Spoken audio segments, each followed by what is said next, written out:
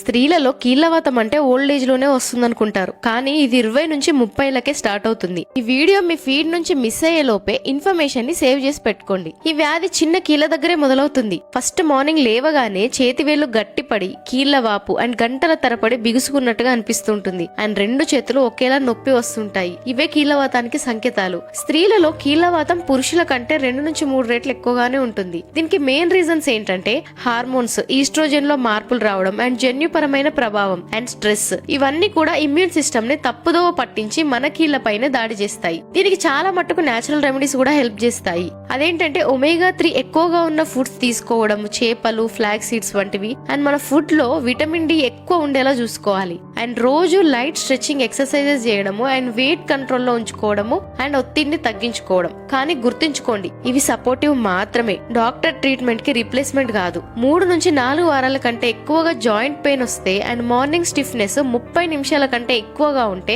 వెంటనే treatment start చేయాలి. ఎందుకంటే ఎర్లీ స్టేజ్ లో మందులు మొదలు పెడితేనే జాయింట్ డ్యామేజ్ అవ్వకుండా ఆపొచ్చు. జాయింట్ పెయిన్ ని ఎప్పుడు లైట్ గా తీసుకోకండి. Early treatment plus healthy life style ఉంటేనే మీ కీళ్ళని జీవితాంతం కాపాడుకోవచ్చు.